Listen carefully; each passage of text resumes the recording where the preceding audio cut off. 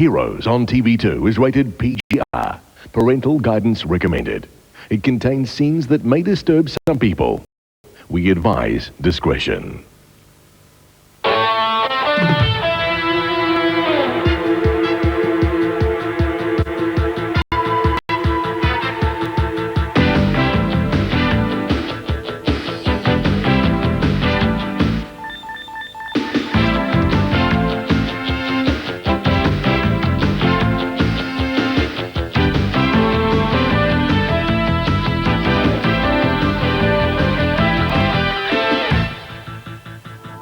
There are some things most city people simply could not do, even to save a life. Believe me, tonight's program is not for the squeamish. Kia ora, I'm Philip Alpers, and this is Heroes, where we tell true tales of Kiwi bravery. Tonight, a farmer's overcome by deadly gas deep inside an offal pit, and a frantic attempt to drag two young men from a red-hot wreck. You've never seen an offal pit? You haven't missed a thing. To guard against hydatids, farmers drill deep and narrow holes into the ground and then fill them with dead things and slide a concrete lid over the top. But if you absolutely must retrieve something from the depths of an offal pit, you're likely to be climbing into your own grave. Actors recreate the true story of Basil Ames. It was January 1968, a warm summer Sunday in Motukaika, 30 kilometres inland from Timaru. On the south side of the valley lived farm owners Norma and Keith Crawford. Here we go. Kids are finally asleep. Nice to relax. A paddock away from the Crawfords lived Ray Niles. Ray and his wife Jenny worked as the Crawfords' live-in farmhands. It was Sunday, but there was still plenty of work to be done. Across the road lived Basil Ames with his wife Annette and her father Jim. I'll see you later, love. See you later. See you, Jim. Yeah, see you, mate. Basil was a shepherd for a breeder of Perrendale stud sheep. Come on, you lot, jump in the truck. Today, his own two little boys and his young brother-in-law were joining Basil for the daily patrol of the boss's farm. You all set?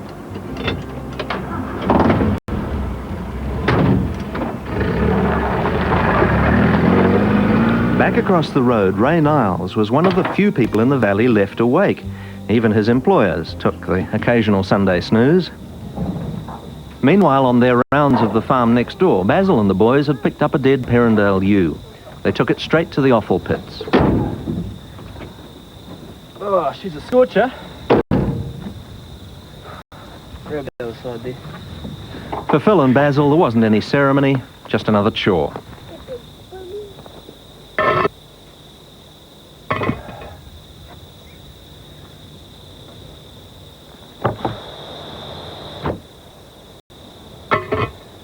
What do you reckon she died of? Pulpy kidney? Nah, I've been vaccinated for that. Oh, damn it. What? I forgot to write down the bloomin' air tag number. Get us the rope off the back of the truck, would you? I was usually pretty conscientious about the job, so that's basically the reason why I wanted to get it right. Stud breeding is a business riddled with paperwork. One crucial identity tag was now 7 metres down in a pit of rotting carcasses. Righto, slowly now. Basil knew that it wouldn't be pleasant, but he had no idea how deadly it was. When animals decompose, they emit hydrogen sulfide gas, or H2S. A tiny amount smells like rotten eggs, but H2S is heavier than air, and when it accumulates in a closed space, the gas can instantly destroy your sense of smell, so you don't even know it's there. In high concentrations, hydrogen sulfide is also toxic. It can knock you out in a couple of breaths. A few gasps after that, most people are dead. And I reckon I had the number sort of memorised at one stage. When you're actually down there, you just breathe deeply and you're just not getting any oxygen. You just quietly just go out. You got it, Baz? Basil! I yelled and Basil. called the name. Just nothing, absolutely nothing. Stop mucking around, Basil!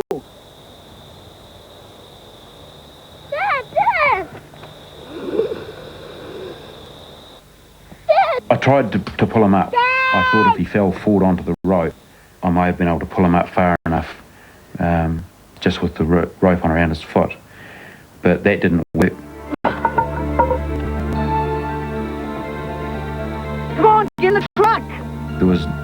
I could do. I had to go and get help. So I had to go back to the house, which was, probably a couple of kilometres away. It was the only thing I could do. I had no choice. I couldn't do anything else. There was no one for miles, so just to go back and get help.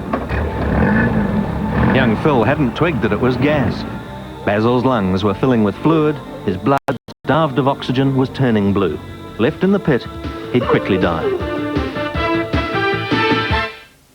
Lost in the jungle, he learned to use his senses as weapons. Was there a survivor? Now he's back as the Sentinel. He's fully loaded. Every farm worker, Basil Ames, climbed into an offal pit to retrieve a sheep deer tag. He was knocked out almost instantly by hydrogen sulfide gas. Now Basil's only hope was his 16-year-old brother-in-law, Phil Sutton, who'd rushed off to alert the family. You back early? Yeah.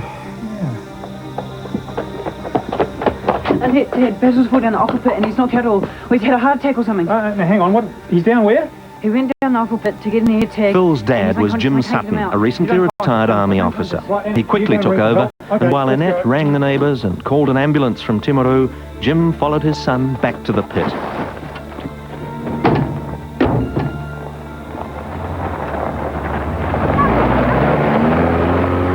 The valley grapevine began to hum. Ray!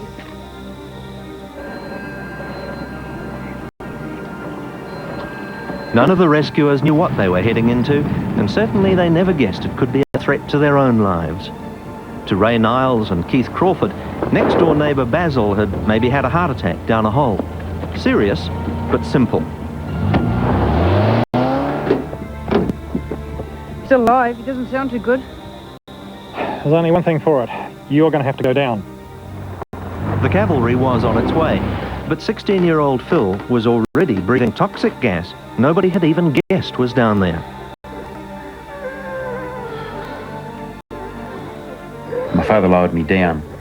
I managed to get a rope halfway round under one arm and across his back. And then I became unconscious because I can't remember what happened. I know I was struggling to get the rope around him, and then I was pulled to the top of the hole.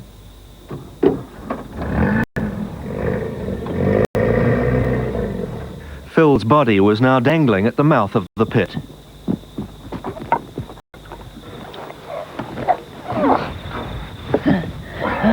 Up in the fresh air, Phil recovered quite quickly, but by now both father and son realised that Basil hadn't just fallen ill down there.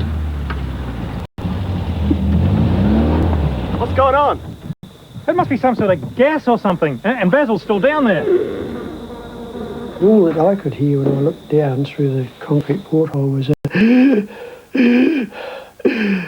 the bottom, and we knew something was pretty drastic. We realised that if we went down there too, we'd have to face up to the prospect of same happening. Someone had to go down, someone had to, make an attempt. It's not a matter of bravery, it's a matter of we were there at the time and something had to be done. It's just one of those things that you can't see someone die on. We needed a volunteer, and Ray was it.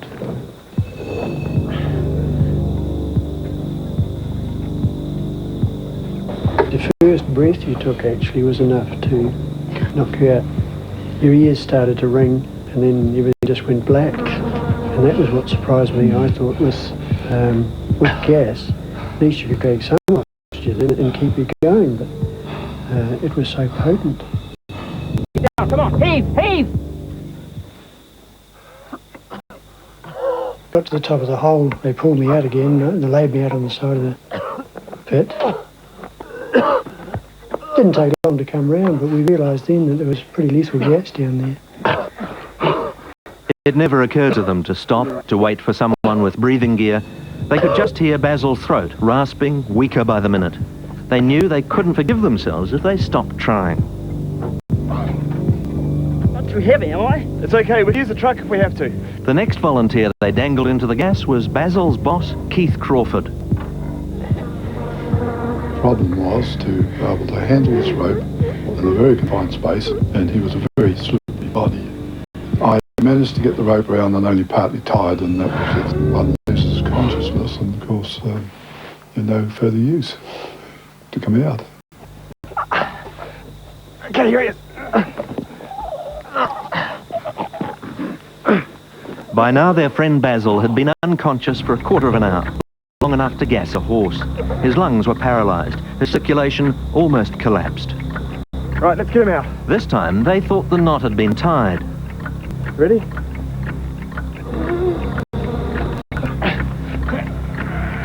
Well, I was a wee bit concerned that the rope slipped and we had him by the neck, and fortunately his head jerked back and he slipped out of that because I could see us strangling him.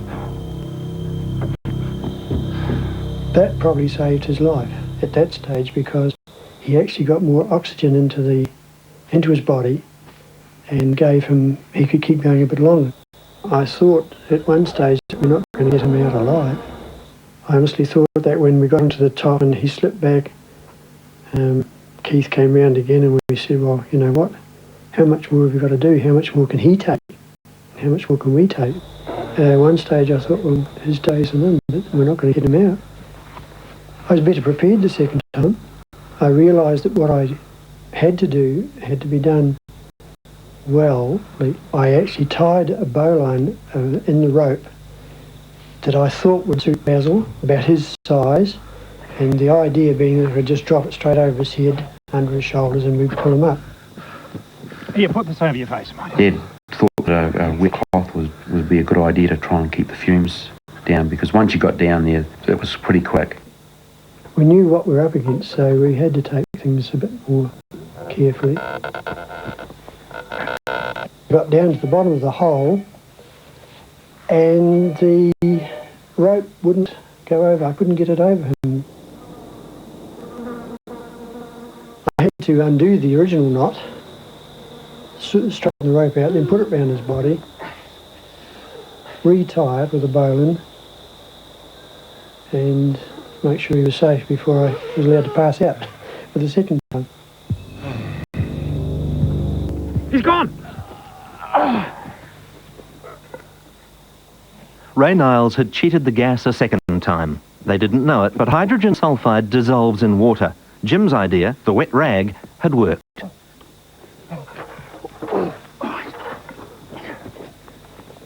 This time there weren't any slip-ups.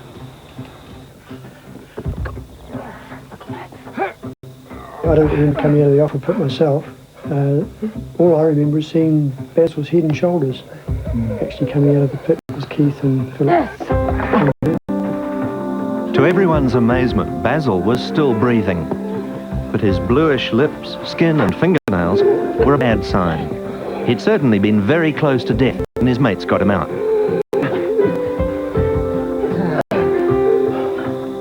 We were both still alive, Basil was alive, and he's going to be all right. I think relief would probably be the greatest emotion. Yes. Basil Ames was still very ill. He spent a week in hospital.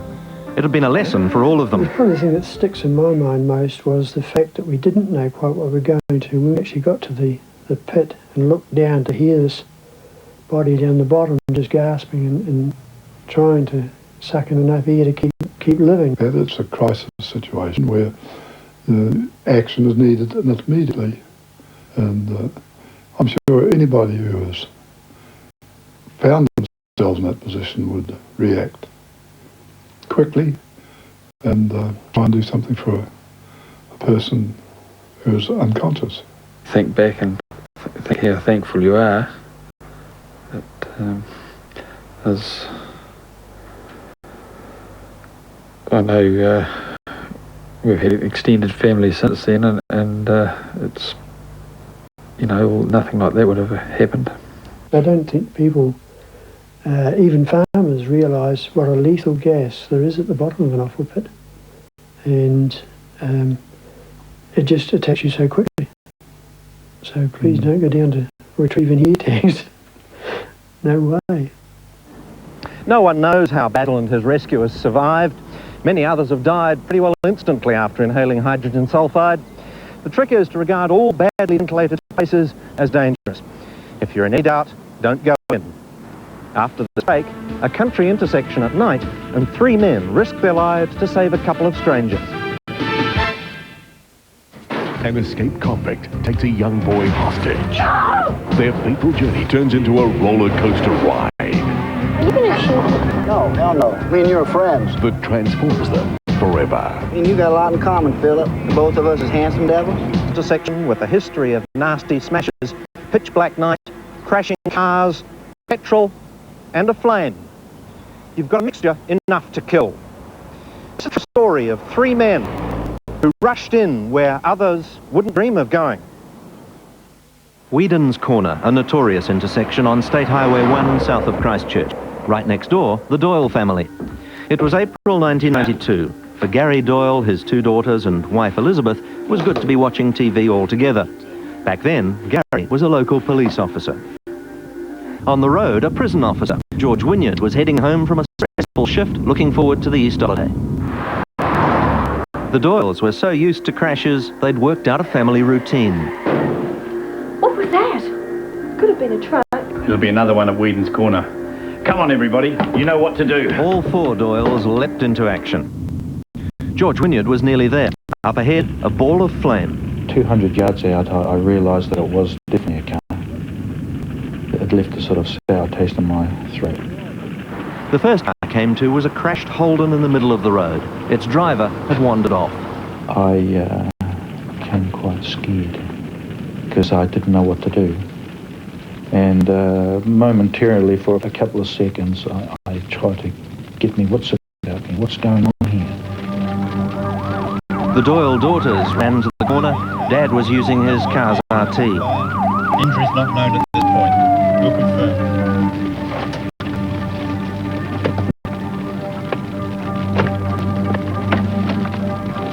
Is anyone in that one? No idea. At the time, I didn't know what made me go over to it. It looked empty, but on recollection, the only thing I can say was no doors were open. That made me go closer. And when I did, I could see there were two people in it. They were just lying there, completely unconscious. They weren't moving. Driving home from the movies, the teenagers had been slammed from behind by a drunk driver. Deeply unconscious, 16 and 14-year-old Jeremy and Simon McLenaghan now relied for their lives on passers-by. The first was Gary Doyle, locked out by crumpled doors, with only a police boot to break in. George reckoned the petrol tank was about to explode, but he couldn't just stand and watch. A pair of trained professionals suddenly reminded how hard it is to break into a car barehanded. And so I tried and tried and tried to kick this window in. And the more I tried, the more angry I got, the more frustrated I got. It was Gary who got the first boot in. He could feel his hair singeing, but the two boys were cooking too. Both seats were broken, the back seat was in flames. And then Gary realised Jeremy's neck could have been fractured. That's what I was conscious of. I was thinking, well, they could be paraplegic if you've got to shift them. Just the one thing you don't do is you don't move them. And of course we had no option. On the passenger side, George still hadn't cracked it. Then a stranger's hand reached in from behind. He was Stephen Potter, a passing student. Others held back from an explosion about to happen, while Gary found Jeremy's feet trapped under the dash. It's very hard to see. The smoke is very thick. It stinks. It's very toxic. It's rough on the eyes, on the nose, on the lungs. And of course you can't see. You just can't see very much. And a face full of fire extinguishers doesn't help either. The passenger side team were having more luck with 14-year-old Simon. I grabbed him and pulled him. You know when you get in stressful situations, the adrenaline of it all, and you hear about people with this extra exertion or strength. That's exactly what it was like. This young boy, he was weightless, and we just pulled him out of the vehicle. Bring him over here! Quick! Danny! It was Tanya Doyle who took care of Simon, while her father dangled even further into the blistering car. The thing I was really conscious of was what's going to happen to the petrol tank. And it's going to go poof sooner or later. There wasn't any more time for caution. It was either Jeremy's trapped feet or his life. Something went snap, and it crossed my mind at the time that could be his leg. I didn't know what it was, but I wasn't very worried at that stage. Gary discovered later the only damage was to the car.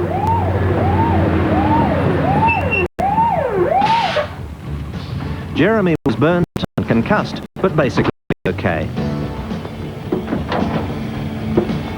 And George took another look at the guy who gave him a hand. I looked at Stephen Potter, and him and I recognised each other, and we hugged each other. We shed a tear or two, because although we knew each other, we were there for the sole purpose of rescuing two brothers, you see, and it was fulfilment. The car was completely gutted, a charred wreck. Gary Doyle spent 4 or 5 minutes inside that. Waiting for the fire truck would have cost 2 lives. Straight after, Senior Constable Doyle was busy directing traffic at the scene. He didn't even think he'd been a hero. If you stop to consider and weigh it all up, it's over. So you just do it, and you do what you have to do, and you do it as well as you can do with what you've got at the time. If you stood back and evaluated all the pros and cons, ifs and buts, by the time you did that, there's no emergency, it's history. For Simon and Jeremy McClenahan, concussion, smoke inhalation and shock combined to destroy any memory of that night. They both spent time in hospital, and certainly they now realise how lucky they were to get smashed up outside the Doyle family home. I couldn't thank them enough. If they hadn't been there, I don't know what would have happened. Tendon and that, we might not be here now. No, they're good kids. I mean, that was it. I mean, they weren't doing anything wrong, they weren't hooning, they weren't drunk, they weren't doing anything stupid. They were just caught in a set of circumstances over which they had absolutely no control, through no fault of their own. And it's good when someone like that can be pulled out. Everyone around the burning car played an important role that night, but probably none more than Gary Doyle. He was awarded the Police Commissioner's Gold Bar for bravery. Someone would have done it, but it just happened with me. It's just the way it is. Since then, the powers that be have marked a new lane at the intersection, and the Doyles tell us that there have been no more accidents since the night they all rushed to help. I'm Philip Alpers. It'll be my pleasure once again next week to bring you more true tales of courageous Kiwis on Heroes.